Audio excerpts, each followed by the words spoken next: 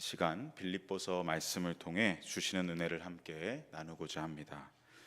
오늘은 빌립보서의 시작으로 1장 1절로 11절까지 말씀을 전하겠습니다. 빌립보서는 바울이 빌립보 성도들을 향해 쓴 편지로, 이 편지를 쓸 당시에 바울은 로마의 가택에 연금된 상태였습니다. 바울은 그렇게 갇힌 상태에서 과거 자신의 제2차 전도 여행 중 복음을 전하고 개척되었던 빌립보 교회와 성도들에게 편지를 보내고 있는 것입니다. 과거 제2차 전도 여행 때에 바울은 아시아, 지금의 튀르키예 북쪽 지역에 복음을 전할 계획을 품었었지만 성령님이 강권하셨습니다. 그리고 한 마게도냐 사람이 건너와서 우리를 도우라 라고 청하는 환상을 보게 되었죠. 결국 바울은 성령의 뜻을 따라서 발길을 돌려서 아시아로 향하지 않고 유럽의 관문 마게도냐 지역으로 향하게 됩니다. 그 마게도냐에서의 첫 지역으로 빌립보로 가서 복음을 전하게 됩니다. 그 빌립보에서 우리가 잘 아는 인물이지요. 자색 옷감 장사 루디아를 만나게 되었고, 그 루디아는 바울이 전하는 복음을 듣고 받아들여서 유럽 최초의 성도가 되었습니다. 그 후 루디아는 온 가족을 다 세례를 받게 하고 자신의 집을 집회 초소로 제공하게 되는데, 그곳이 바로 빌립보 교회의 전신이 되었던 것입니다. 그 2차 전도 여행으로부터 시간이 약 10여 년 정도가 흘렀고 바울은 로마 가택에 연금되어 있었습니다.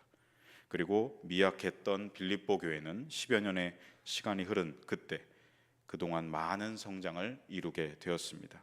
오늘 본문 1절의 기록을 보시면 루디아로 시작했던 빌립보 교회가 10여 년이 지난 후 얼마나 성장했는지를 우리가 알 수 있습니다. 1절에 보시면 편지의 발신인 바울과 디모데, 편지를 보내는 사람이 나와 있고 또 이 편지를 받는 사람 수신인이 나와 있는데, 수신인에 보시면 루디아 한 사람의 이름이 기록된 것이 아니라 빌립보 교회의 구성원들이 기록되어 있는 것을 볼 수 있습니다. 1절 말씀을 화면을 통해 같이 읽어보겠습니다. 그리스도 예수의 종 바울과 디모데는 그리스도 예수 안에서 빌립보에 사는 모든 성도와 또한 감독들과 집사들에게 편지하노니. 모든 성도, 감독들, 집사들을 향해서 편지를 쓰고 있죠. 여기서 감독은 교회의 감독자이자 관리자를 말합니다. 그런데 감독에게가 아니라 감독들이라고 한다는 건 그만큼 이 빌립보 지역에 교회들이 많이 세워져 있었고 성장했다라는 것을 우리가 알 수 있는 대목인 것입니다. 이처럼 과거 바울이 전한 복음이 씨앗이 되어서 자라나고 성장하여 많은 교회 공동체들로 열매 맺고 성장하게 되었다는 것을 우리가 알 수 있는 것이죠.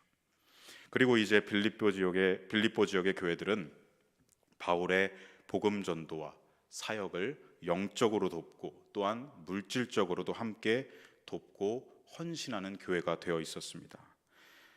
5절에 보시면 그러한 내용이 기록되어 있습니다. 우리 화면을 통해서 5절 말씀을 같이 읽겠습니다.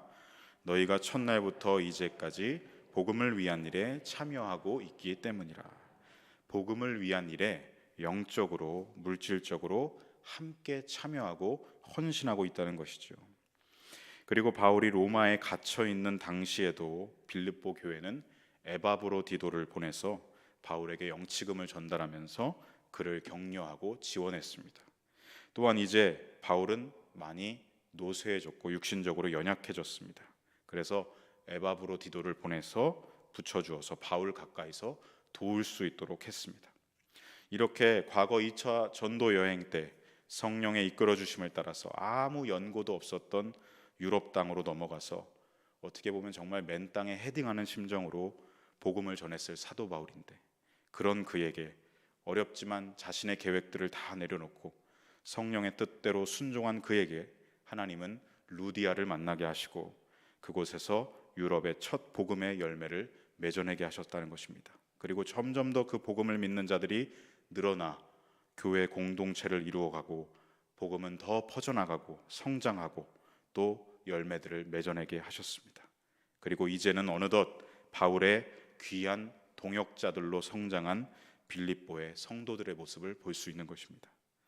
바울은 이렇게 자신은 지금 갇혀 있었지만 복음은 갇히지 않았고 복음은 매이지 않았으며 오히려 더 퍼져나가고 뿌려지고 자라나고 성장하고 열매 맺어가는 것을 보게 되었습니다. 그래서 바울은 갇혀 있었지만 그의 마음 안에는 기쁨이 넘쳐났습니다. 빌립보서를 부르는 별칭이 하나 있습니다. 그것이 무엇이냐면 바로 기쁨의 서신, 기쁨의 편지라는 별칭입니다. 바울은 이 빌립보서에서 기쁨이라는 단어를 16번에 걸쳐서 사용하고 있습니다. 그리고 성도들을 향해서도 계속해서 권면하는 것이 무엇입니까? 기뻐하라 라고 권면하고 있습니다.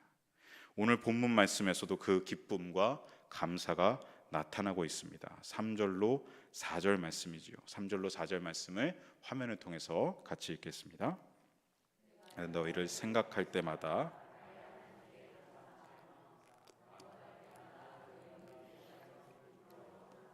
간구하면. 아멘. 상식적으로 봤을 때 사실 바울과 빌립보 성도들은 도무지 기뻐할 이유가 없는 현실 가운데 놓여져 있었습니다. 바울은 복음을 전하다 갇혀 있었고 이제는 너무나 쇠약해져 있었습니다. 빌립보 성도들은 당시 교회 내에 거짓 교사들이 들어와서 교회를 어지럽히고 있었고 교회 밖에서는 교회를 핍박하는 대적자들이 계속해서 위협을 하고 있었던 상황이었습니다. 그럼에도 바울이 기뻐할 수 있었던 것은, 그리고 빌립보 성도들에게도 계속 기뻐하라고 권면할 수 있었던 이유는 이러한 현실 속에서도, 이러한 상황 속에서도 하나님의 역사는 멈추지 않았기 때문에 자신도 기뻐하고 계속 우리 같이 기뻐하자라고 권하고 있는 것이죠. 하나님 나라의 복음이 뿌려지고 심기고 자라나고 성장하고 열매 맺어가고 있었기 때문에 하나님의 일하심을 보고 있기 때문에 그래서 기뻐한 것이고 함께 기뻐하자고 권면한 것입니다. 성도 여러분, 세상은 모든 시대 가운데서 늘 좌절을 말하고 절망을 퍼뜨립니다.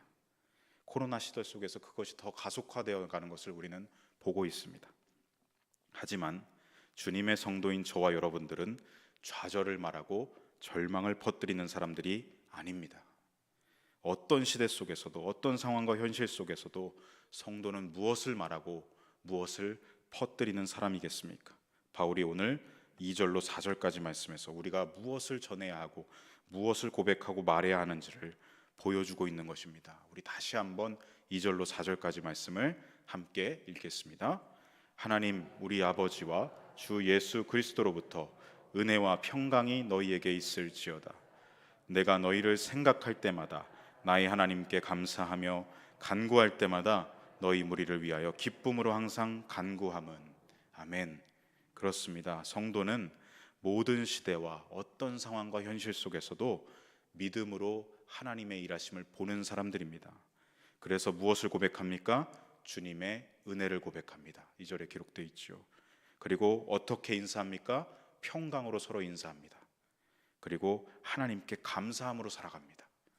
그리고 기쁨을 전하며 살아가는 것입니다. 우리 옆에 분을 보시면서 함께 이렇게 고백해 보시겠습니다. 우리 주님의 은혜와 평강이 당신에게 있기를 소망합니다. 네, 우리 앞뒤 분들과도 함께 고백해 보시겠습니다. 하나님의 일하심으로 인해서 항상 기쁘고 감사합니다. 아멘. 복음을 위해 하나님의 일하심에 기쁨으로 동참하고 동역하는 교회요 성도로 살아가시는 저와 여러분 되시길 소망합니다. 바울은 이러한 빌립보 성도들이 하나님의 사역 곧 복음의 일에 동참하는 일에 대해서 6절에 보면 이렇게 표현을 하고 있습니다. 함께 6절 말씀을 같이 읽겠습니다. 너희 안에서 착한 일을 시작하신 이가 그리스도 예수의 날까지 이루실 줄을 우리는 확신하노라. 아멘. 착한 일, 하나님의 사역에 동참하고 동역하는 이 일이 착한 일이다라고 표현합니다. 그런데 이 착한 일을 시작하신 이가 누구인지를 짚어줍니다. 이 착한 일은 빌립보 성도들이 스스로 시작한 것이 아니라 바울이 시작한 것도 아니라 그 시작의 주체를 누구로 고백하고 있습니까? 하나님이라고 고백하고 있습니다. 이 복음의 일, 착한 일의 시작에 대해 하나님의 주권을 고백합니다. 또한 마지막까지 마침내 이루시는 분 또한 하나님이시다라고 고백하는 것입니다. 우리가 주님의 일에 부르심을 받아서 동참하고 동역할 때 주의해야 할 것이 하나 있습니다. 바로 주객이 전도되는 것입니다. 하나님의 일에 내가 참여한 게 아닙니다. 하나님의 사역에 내가 동참하는 게 아닙니다. 내가 주체가 되어가서는 안 됩니다. 시작하신 분은 주님이십니다. 그 선한 일을 위해 나를 건지시고 불러주셨습니다. 나를 동참하게 하셨습니다. 나를 동역하도록 불러주셨다는 것입니다. 여러분, 주체는 하나님의 선한 일에, 하나님의 사역에, 복음의 일에 주체는 내가 아니라 하나님이십니다.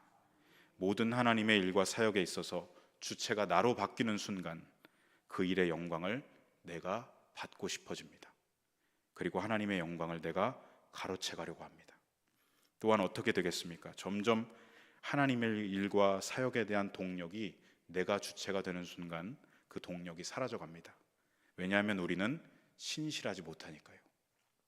신실하시고 변함없으신 그분이 주체이실 때 그 모든 하나님의 일과 사역들은 끝까지 주님이 책임을 지시는 것입니다. 주님이 이루고야 마시는 것입니다. 하지만 인간이 주체가 되는 순간 어떻게 되겠습니까? 우리의 생각의 변화에 따라서, 감정의 변화에 따라서, 육신의 체력에 따라서, 그리고 마음과 영의 탈진에 의해서 그 일과 사역이 이리 갔다 저리 갔다 요동할 수도 있고 심할 경우엔 멈춰질 수도 있다는 것입니다. 그렇습니다. 우리는 하나님이 시작하신 착한 일에 부름받은 사람들일 뿐입니다. 주체는 내가 아니라 하나님이십니다. 이 믿음을 늘 붙잡으실 때 우리는 착한 일을 이루어 가시고 마침내 주님의 날에 이루고야 마시는 하나님의 영광을 보게 될 줄로 믿습니다. 이 6절 말씀을 다시 한번 저와 여러분의 마음에 새기시면서 함께 읽겠습니다. 너희 안에서 착한 일을 시작하신 이가 그리스도 예수의 날까지 이루실 줄을 우리는 확신하노라. 아멘. 이어서 바울은 빌립보 성도들을 향한 사랑을 고백하고 전하고 있습니다. 7절로 8절까지 말씀입니다. 같이 읽겠습니다. 내가 너희 무리를 위하여 이와 같이 생각하는 것이 마땅하니 이는 너희가 내 마음에 있음이며 나의 매임과 복음을 변명함과 확정함에 너희가 다 나와 함께 은혜에 참여한 자가 됨이라. 내가 예수 그리스도의 심장으로 너희 무리를 얼마나 사모하는지 하나님이 내 증인이시니라. 아멘. 바울이 빌립보 성도들을 얼마나 사랑하고 있는지 그 절절한 마음이 느껴지는 말씀입니다. 바울은 그들을 마음에 품었습니다. 몸은 떠나 있었지만, 갇혀 있었지만 마음은 그들을 향해 있었습니다. 왜냐하면 하나님의 은혜의 부르심에 함께 참여하는 주님 안에서 한 형제요 자매이기 때문이었습니다. 빌립보 성도들도 마찬가지로 바울을 생각하고 그를 돕기 위해 애썼습니다. 거짓 교사가 교회를 어지럽히고 있는 중에도 외부에서 이교도들이 교회를 핍박하고 공격을 하는 가운데 그 모든 것을 받아내면서도 바울의 복음 사역을 영적으로 물질적으로 돕는 교회가 그들이었습니다. 바울과 빌립보 성도들이 서로를 그렇게 생각하고 마음에 품으며 사랑으로 헌신할 수 있었던 이유는 무엇이겠습니까? 그들은 그리스도 안에서 하나였기 때문입니다. 그들 안에는 한 마음이었습니다. 한 마음이 있었습니다. 바로 예수님의 마음이 그들 안에 있었습니다. 예수 그리스도의 마음, 그 심정, 마치 뜨겁게 뛰고 있는 심장과도 같이 뜨거운 그리스도의 심장이 그들 안에서 계속 뛰고 있었기 때문입니다. 우리를 향한 예수님의 애끓는 마음을 묵상해 봅니다. 그 애끓는 마음 때문에, 그 사랑 때문에 결국 예수님이 이 땅에 오신 것이고 우리를 위해 자신의 모든 것을 내어주시고 헌신하시며 죽음까지도 짊어지신 것 아니겠습니까? 그 그리스도의 애끓는 뜨거운 심장이 바울 안에서도 그리고 빌립보 성도들 마음 안에서도 뛰고 있었기 때문에 그들은 서로를 항상 생각했고 기도했고 서로의 필요를 위해 헌신할 수 있었던 것입니다. 사랑하는 성도 여러분, 내 안에 사시는 분은 그리스도이십니다. 그분의 심장이 내 안에서 뜨겁게 뛰고 있습니다. 그래서 우리는 서로 뜨겁게 서로 사랑할 수 있고 섬기며 동역할 수 있는 것입니다. 바라기는 오늘 저와 여러분의 영혼의 맥박이 예수님의 맥박이 되기를, 예수님의 심장이 내 안에서 뛰고 또 뛰기를 간절히 소망합니다. 더 나아가서 바울은 그리스도의 그 사랑으로, 그 애끓는 심정으로 빌립보 성도들을 위해서 기도하고 있습니다. 9절로 11절까지 말씀이 바로 빌립보 성도들을 향한 기도이지요. 함께 읽겠습니다. 내가 기도하노라 너희 사랑을 지식과 모든 총명으로 점점 더 풍성하게 하사 너희로 지극히 선한 것을 분별하며 또 진실하여 허물 없이 그리스도의 날까지 이르고 예수 그리스도로 말미암아 의의 열매가 가득하여 하나님의 영광과 찬송이 되기를 원하노라. 아멘. 바울은 그 인생의 마지막 노년기입니다. 게다가 자신이 갇혀 있는데도 불구하고 지금 자기가 당하고 있는 문제를 해결해 달라는 기도를 하는 것이 아니라 너희, 즉 빌립보 성도들을 위해 계속해서 기도하고 간구하고 있습니다. 사람이 위기가 닥쳐오면, 문제가 닥쳐오면 자기 자신을 위해서 기도하기 마련인데 바울은 예수 그리스도의 심장으로 지금 여전히 빌립보 성도들을 위해 기도하고 있다는 것입니다. 빌립보 성도들을 위해서 세 가지를 기도합니다. 첫 번째는 9절에 기록된 바와 같이 빌립보 성도들의 사랑에 지식과 총명이 더해져서 더욱 풍성한 사랑이 되기를 기도하고 있습니다. 여기서 지식은 그리스도를 아는 지식, 주님을 아는 지식을 말하는 것이고, 총명은 진리와 거짓을 분별할 수 있는 분별력을 뜻하는 것입니다. 즉 빌립보 성도들의 사랑이 세상 사람들이 가진 감정에 치우쳐서 이리 휘둘리고 저리 휘둘리는 그런 감정적인 사랑이 아니라 날마다 주님을 알아가는 지식, 말씀을 깨닫는 지식의 토대를 둔 사랑이 되기를 기도하고 있습니다. 하나님의 뜻을 알아서 행하는 사랑이 되기를 바라면서 기도했다는 것입니다. 또한 분별력 있는 사랑을 위해서 기도했습니다. 내 안에 있는 사랑이 내 의로부터 나온 것인지 아니면 하나님의 의로부터 나온 것인지를 분별할 수 있는 사랑이 되기를 기도했다는 것이죠. 총명이 더해지는 사랑, 분별력 있는 사랑은 이어지는 10절에 더 자세하게 설명하고 있습니다.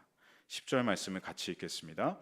너희로 지극히 선한 것을 분별하며 또 진실하여 허물 없이 그리스도의 날까지 이르고. 아멘. 사랑과 내 안에 있는 열정이 하나님의 선하심에서 비롯된 것인지 아니면 나의 악함에서 비롯된 것인지를 분별해야 한다는 것이죠. 이 분별력이 빠져버리면, 사랑의 이 분별력이 빠져버리면 어떻게 되겠습니까?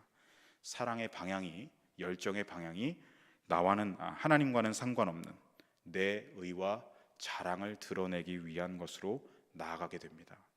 마치 여러분 바리새인들이 그 예입니다.